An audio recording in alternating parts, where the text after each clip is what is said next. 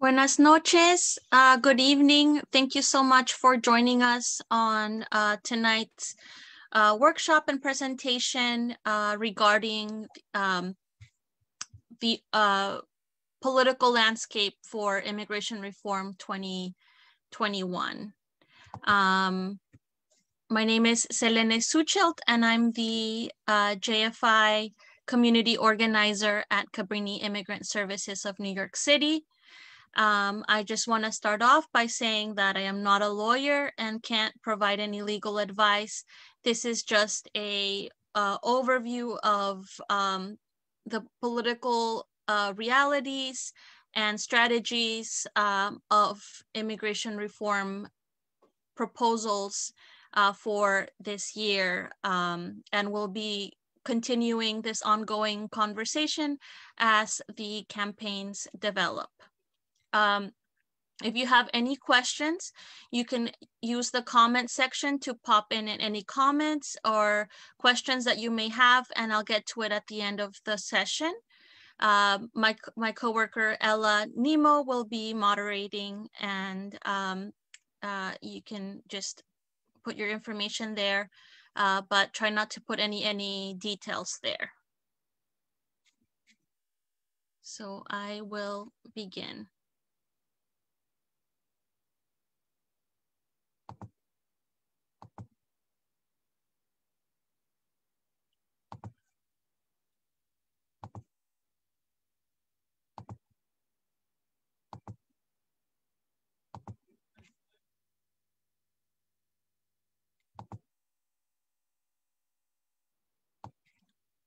Again, this is the political landscape for immigration reform. Today is Wednesday, March 10th, and things are moving quite fast. And we started out earlier this year with great news from the Biden administration regarding the Citizenship Act of 2021. 2 months later, we find ourselves in a different reality, but with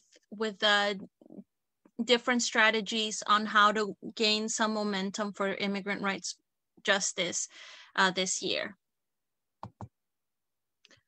Cabrini Immigrant Services does provide initial free consultations with certified immigration attorneys, and you can book your appointment by calling 212-791-4590 at extension 100. Again, I am not a lawyer, but I will try to answer as many questions as I can regarding the presentation, but please don't divulge any information, any personal details for your protection. So again, first day that Joe Biden is in office, on this same day of his inauguration, he reveals the proposal known as the Citizenship Act of 2021 that would allow citizenship for, in the broadest terms possible, for the roughly 11 million undocumented people living in the US. On the same day and ongoing, he is also signing executive orders that address immigration issues immediately, but these are temporary and they do not modify immigration law. For the Citizenship Act of 2021 to become law, it must pass both houses of Congress, the Senate and the House of Representatives. And I'll focus this presentation on this aspect. Again, be wary of notaries, lawyers, organizations, or individuals that tell you that you can adjust your status through the Citizenship Act of 2021. Now, they may become committing fraud. There are less comprehensive bills that do not provide legalization, the breadth of legalization for the 11 million undocumented folks in the US and don't significantly modify laws the way that the Citizenship Act does. But there are bills that have been introduced that we've heard before that have higher chances of passing through a strategy known as budget reconciliation. And there are more bills than the ones that we're gonna discuss today. But these are the ones that provide the broadest relief and that have the highest chances of passing. There are ongoing bills that are introduced during the sessions. The first one is the American Dream and Promise Act of 2021, also known as the DREAM Act, and that was first introduced back in 2001, that would provide status to eligible quote unquote dreamers or people who came to the US at a young age that are currently protected under DACA. But even more broadly, it would provide temporary status to TPS holders or provide status for TPS holders, temporary protected people that have temporary protected status, and deferred enforced departure, also known as DED. And it would also provide a pathway of status for certain individuals who came to the US as children, but have quote unquote aged out of status. And another one, which probably has the highest and even higher chance of passing, is the Farm and Workforce Modernization Act.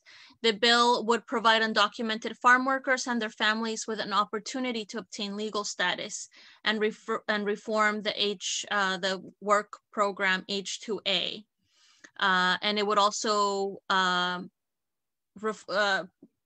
require employers to use Verify in the agriculture industry. Again, these are just bills, proposals. They have not gone through the legislative process, and they are not laws. So again, be wary of anyone who offers you to adjust your status through these. So a little bit about the Citizenship Act of 2021. You might have heard it on the news. We did a workshop presentation on this earlier this year. This is the most comprehensive bill, and this is how it would change law. So one significant change that I think captures the spirit of the significance and the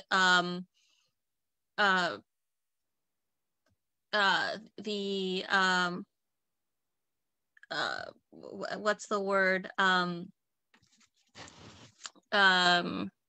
Symbolic gesture of the Citizenship Act is that it would remove the word alien and replace it with the word non-citizen. Again, humanizing and acknowledging the dignity of immigrants that are undocumented, or immigrants in general that are referred to as aliens, with the word non-citizen. The bill will allow undocumented individuals to be part of a temporary legal status program with the ability to adjust their status in 5 years. It would provide a pathway to citizenship, even on a fast track for people that are dreamers, TPS holders, DREAM Act farm workers, people who are already in the system, and they would be eligible for green cards immediately. After 3 years, people who have the green cards, who pass background checks and the citizenship tests, would become citizens. You have to have been in the US before January 1st, 2021. It prioritizes keeping families together. It reforms family-based immigration systems. It eliminates the 3 and 10-year bars for family members currently in legalization process. It eliminates LGBTQ discrimination by recognizing all partnerships in matters of immigration. It includes a No Ban Act that would limit presidential authority, prohibiting against religions, and it creates and expands protections for those that are going through the deportation proceedings by providing orientation programs and counsel for children and vulnerable individuals, as well as hiring more judges. Here are some of the executive orders that President Biden passed right away. Again, these are temporary and they can be reversed. As you'll see, he reversed some of Trump's executive orders, but for DACA, he signed a memorandum to preserve and strengthen the program, protecting the people who came to the US as youth, and encourage Congress to provide permanent protections, which we'll talk about further. During the Trump administration, DACA was attacked. He was trying to actively end the program, and during that time, new people who were eligible but had not yet applied for the program could not. And people who did already have their DACA status had to renew their working permit every year, as opposed to every 2 years. He also reversed Trump's executive order excluding undocumented immigrants from being counted in the census. He ended President Trump's ban on travel by people from 7 Muslim majority nations. He halted the construction of the border wall in order to allow close review of the legality of the funding used to build it, and revoked the Trump executive order that directed harsh and extreme immigration enforcement. He did a freeze for 100 days for deportations, although for most deportations, although a federal judge in Texas was granted a 14-day temporary restraining order, pausing the moratorium. So there were states that fought this pause. On deferred enforced departure, he extended the DED designation for Liberians until June 30th of next year, 2022. And most recently, the Department of Homeland Security announced a temporary protected status for Venezuelan nationals currently in the US. We are not going to talk about that today further than this, but if you have questions, you can call our office and set up an initial consultation regarding this program. He also blocked the public charge rule that penalized immigrants for receiving public benefits. And we found that out earlier today. So we see the limitations of executive orders. How does the Citizenship Act become a law, right? They have to go through the legislative process. DACA, for example, is a good example of an executive order that needs to have permanent, needs to go through the permanent process, right? We'll talk about the DREAM Act, which was proposed by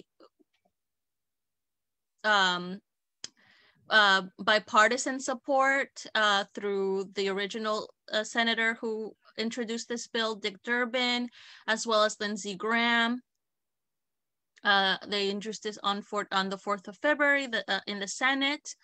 And although the Citizenship Act of 2021 is by far the most comprehensive solution to legalize the 11 million or more undocumented people in the US, it is a very difficult push. We are living in a very divided, partisan time, and we believe that if the DREAM Act has a better chance of passing, or for the farm relief bill has a better chance of passing, that through different strategies like budget reconciliation, they should go ahead while we continue to push for a comprehensive solution. So this is a little bit of an overview before we get into the nitty-gritty process of how the legislation works. Let's get to know some of these bills and how and see kind of what they are. Let's imagine that these bills are like are balls, and that the Congress representatives and senators are players in this game, right? So our first ball is, one of our balls is American Dream and Promise Act of 2021. Again, it would provide status for eligible dreamers, TPS holders, DED holders, and other people, young people who have aged out. It could potentially legalize up to 4,438,000 people. So it's not 11 million, but it's still a significant portion of our undocumented population. It's sponsored by Representatives Lucille Roybal Allard in the House. It has 134 co-sponsors, 134 Democrats, and 0 Republicans in the House of Representatives. But as we saw on the next slide, it does have bipartisan support from Senator Lindsey Graham in the Senate side, which is important, as we'll see in the legislative process. And it has already been referred to the House Committees on Education and Labor and on the Judiciary Committee. So we'll see what that means a little bit further ahead. The next ball, the next that we're trying to get to the finish line, is the Farm Workforce Modernization Act, that would provide undocumented farm workers and their families with an opportunity to obtain legal status and reform the H-2A agriculture workers, and address different employer and worker concerns. And it has the potential to legalize 2.4 million farm workers and their families. It's sponsored by Representative Zoe Logfriend from California. It has 3 sponsors, and one of them is Republican and 2 Democrats in the House. And it was referred to the Committees on Ways and Means, Education and Labor, Financial Services, and in the Judiciary Committee. We think that this one has the highest chance of passing, since it's passed in different parts of Congress in the past. It has bipartisan support. It includes some, enforcement measures like the E-Verify, but it's the most nimble out of that. Like, let's say the U.S. Citizenship Act is the largest ball. It needs a lot. It requires a lot for it to get to the finish goal, but it includes all 11 folks that have been left out of the legalization process. The DREAM Act, which is a little bit more nimbler, it represents the youth. The youth have been at the forefront of the immigrant rights movement. They won DACA, so they're really pushing forward for the passage, and they think that they could get bipartisan support. The Farm Workforce Modernization Act has strong labor and support, and it's the nimblest. So here we go. Here's the process. As you can see, I'm gonna use my pointer here, and let's say that this is the Senate to the left here. My left, the Senate and the House. Here the part where the board game that looks like a board game, like a Monopoly game, which says start here. To my right on the Senate, 100 senators. So that's 2 senators for each that represents each state. And in the House, you'll see 435 representatives. It varies per state. It's depending on population. And we arrived at that number from this back in the days of slavery, where the South, who was continued on holding slaves, wanted their slave population to be counted in the House of Representatives, while states that did not have slavery did not want the slavery population to count because they could not vote.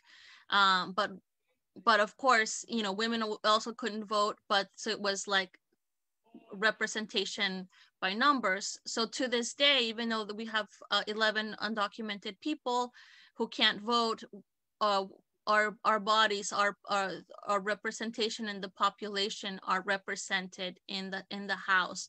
So it was like three out of 5 would count. 3 out of 5 slaves would count. So then that's why we are out at 435. But it has to start here, right? So it's introduced. The bills that we discussed, the Citizenship Act of 2021, the Dream and Promise Act, and the Modernization of Farm Workforce bills have already been introduced. Some of them have already gone on to be introduced into the committees. As you'll see here, they have to go to the subcommittees where they represent, education, labor, etc., etc. They will go through the markup bill. They'll change it. Then it'll go up to a vote.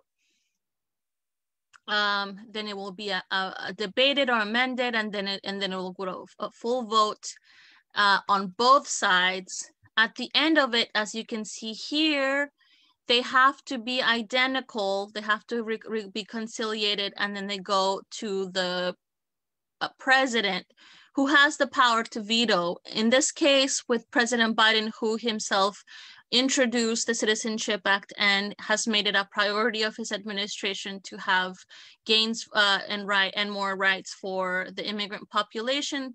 We don't have to worry about that the way that we've had with the previous administration. So this is how it is in a nutshell from far away. Up close, we can see that it's not as easy as, it's not a straight step 1 to 8, a straight goal. We have to go through all of these different things, and you'll see that the players are politicians, and that they have different interests. Though, they might say in close quarters that they support an immigration reform or a DREAM Act or a farm workers bill. They represent their constituents. They are partisans, which they represent their party. Partisan politics are very much at play at the moment, if unlike ever before in history, arguably. Straight down Democrat, straight down Republican. They're politicians. They're trying to get reelected. Some of them might be up to get for elections. They belong to these different committees, right? Education, labor, etc. And they make laws. So they are not one thing or the other. Which means that they can be pushed, which means that they also have they might put party over country, over legislation. They might put their own self-serving interest ahead of things. In this little cartoon here on my bottom right, you'll see that it makes it, it's like it's proposed, it's debated, it's voted on, and the president signs, 1, 2, 3. But as we know, it's really not. It's not. Even for the more nimbler bills, they've been on the floor and they've been up for proposed for years. The DREAM Act has been on and has been proposed since 2001. Immigration reform has been trying to be passed for a long time, but we continue to have these legislative hurdles. So we'll talk about the limitations of legislative politics and the legislative process, and why we have to organize and take things into justice into our own hands. So here are our players. One reason that why we're sorry, let me go back here. One reason why we are hopeful is because we for the first time in a long time, we have good players. We're here in New York, we have a very good player that is representing us in the Senate, and we have I'll go over it in a little bit. Also in California, which is where here to the lower right, you'll see that's Nancy Pelosi. She's the majority leader in the House of Representatives, the 435 that we saw earlier in the board game. And then Chuck Schumer here to the left, who's the Senate majority leader in the Senate. That's the 100 representatives. He's from New York. So New York and California, arguably out of other states, they get immigration. Their states were built on immigration. They have historic economic, and they rely heavily on immigrants, and they tend to be to understand the issues. So here up top we have Vice President Kamala Harris, and she's from California, and so she also understands the issues. Right now, Democrats have a slim majority in the House and in the Senate. 2021 in the House, 50 in the Senate. The Vice President, which makes a tie, is a Democrat. The Senate has to secure at least 60 votes to pass comprehensive immigration reform or pass a bill in order to bypass a filibuster, which I'll touch up on a little bit later. And so that means that we need at least 9 Republican votes in the Senate side, since we have the majority in the House, and it can pass with a majority. It's gonna get a little bit trickier in the Senate. So what are the strategies? One thing that we are discussing is the budget reconciliation process. These terms that I'm going to talk about in the following slides are not easy to understand. They're very difficult to grasp, and that's the purpose of them is to obstruct laws or to sneakily pass laws by bypassing some of other rules. So we know recently about the COVID relief bill, the 1.9 trillion bill that was passed solely through partisan support.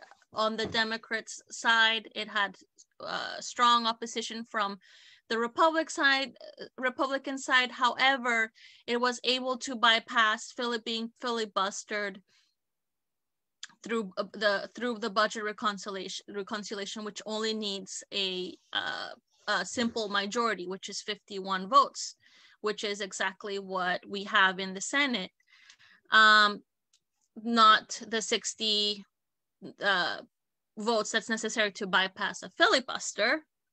But the only things that can be done through budget reconciliation are limited to taxes and spending. It has to go through, there's like other rules that are specific to budget reconciliation. It has to address spending, and so, you know, this spending for the protections over COVID fit into that category. But as you saw, it was really difficult to add in the component of the $15 minimum wage hike, federal, you know, it's federal hike, which did not pass, unfortunately, through the budget reconciliation. So that just goes to show you how difficult it's gonna be for something as contentious as immigration and immigration reform. But this is a way that that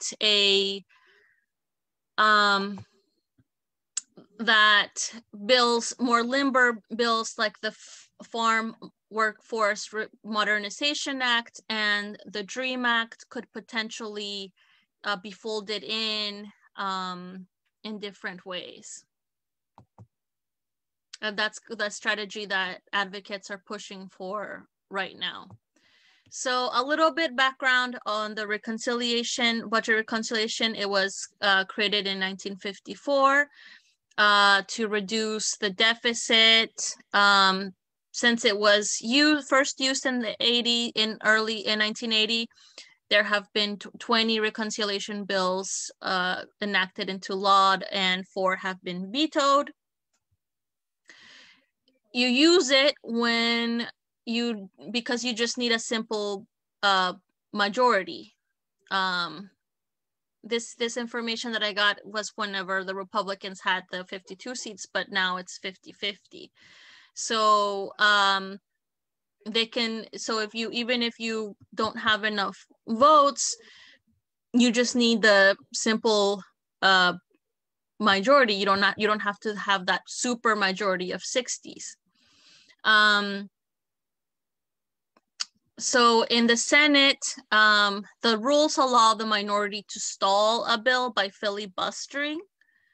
Again, unless there's 60 votes to move ahead.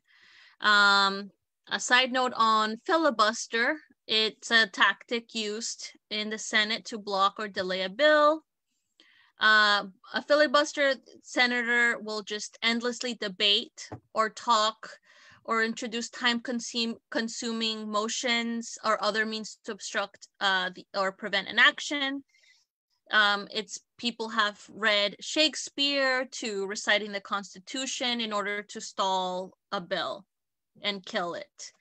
The only way that you can overcome it is through cloture, which is a supermajority vote of 60 members, which places a time limit of 30 minutes on the considerations.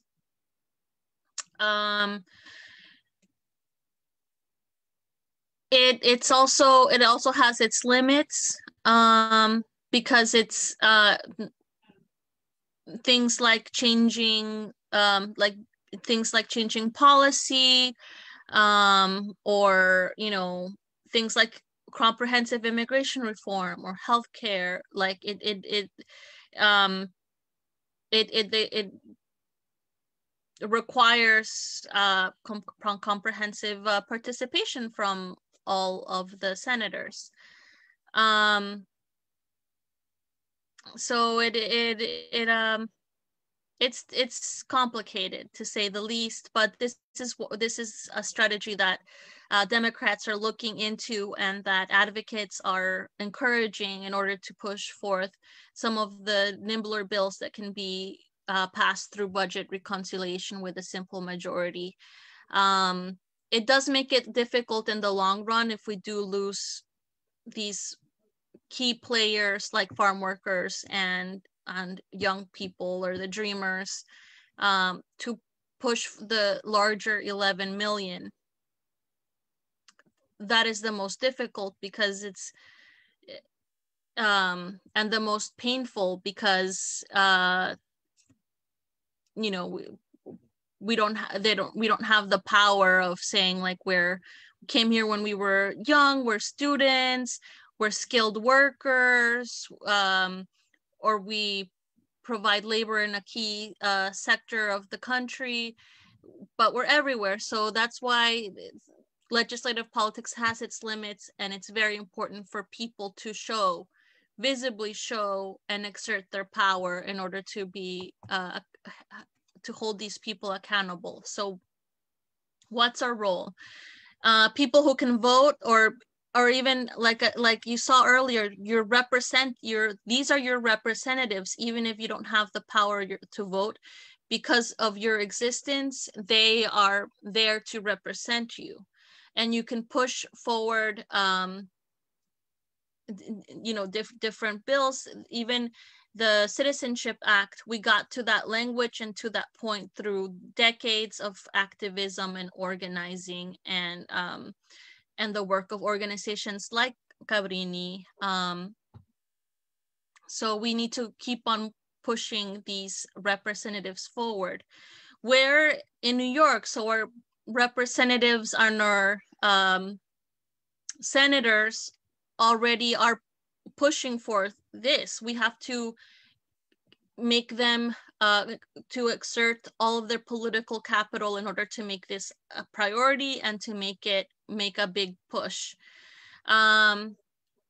For people on the ground, we have to organize. We have to continue to learn, be up to date, to understand, to lose fear and understand the legislative process and understand what's going on there. Because if we are not active in it, and we don't know what's going on, things can take the draconian turn, as we saw with the last administration.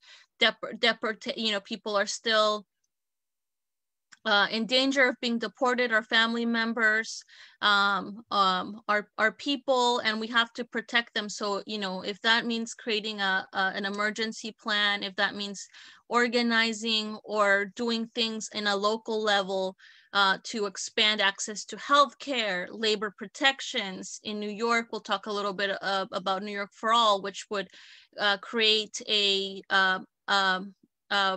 excluded workers fund by taxing billionaires to protect people that are the front lines, or immigrant workers that have been excluded from the relief bill coming from the federal level because of their immigration status, but they are dying in the front lines, and they are suffering, and they are here. We're talking about basic human rights. So if you are able, if you have any time, if you have anything to devote to being politically active for immigrant rights, for human rights, for civil rights, it is absolutely important, or else we lose our rights, we lose our power. In the past, we've done legislative visits to DC and Albany. Because of COVID, a lot of, we're doing this online. We would do this workshop in person, but we're doing this online, which gives us more abilities to organize, but it also limits us. So here at Justice for Immigrants at Cabrini, we have bi-monthly meetings. We have informative workshops like these. We're planning on trainings on political education, providing direct services like our food pantry, our legal consultations and legal services, social work. But again, these are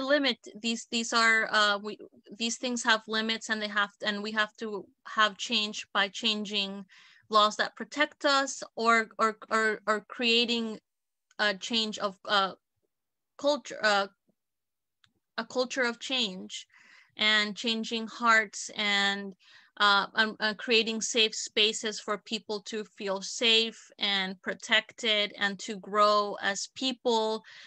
We all have something to give. We all have something to share. We are not powerless, and we have to find each other. There are the national campaigns, Families Together. In a local level, we have the New York HERO Act in New York State that would provide protections for all workers because of COVID, including immigrant workers. New York for All, again, that would create an excluded workers fund for by taxing the rich and cancel the rent. And a lot of people are experiencing evictions. There have been great actions, direct actions recently, and we encourage you to participate. United We Dream has the ongoing Dream Act campaign, and on the more intersectional side, Abolish ICE, defund the police, to abolish, a lot of detention centers are private, a lot of jails and prisons are private. There's an excess of police force on the ground and that are threatening Black and Brown communities especially. And these are the intersections that we find with other larger movements like Black Lives Matter, or the other feminist movements like Me Too, and other movements that are pushing forward for the protection and expansion of human rights. Also environmental justice, which affects all of us, and only highlights these things even further. Again, before I conclude this presentation, please beware of fraud. These are not laws. These are just proposals. If you think you have been the victim of immigration fraud, you can call the New York State District Attorney. And we do provide free legal consultations. You can call us. So now I'll stop here and see if we have any questions in the comment section. This is my information here, my email and cell phone and phone if you want to call us to learn about our programs. Thank you so much for your time, and I look forward to seeing you at the next presentation. Ella, do we have any questions from Facebook? No questions right now. I know there's a slight delay on the Facebook, so we can maybe wait just a second, but no questions right now.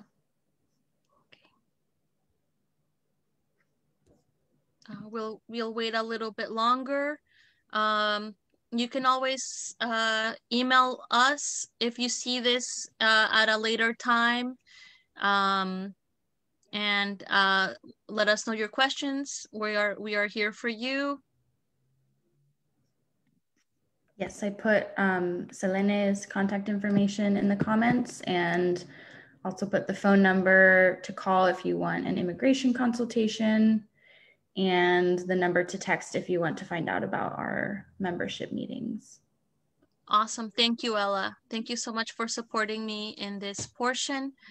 We'll go ahead and conclude the English portion of this workshop, and we'll start shortly the Spanish version of this presentation.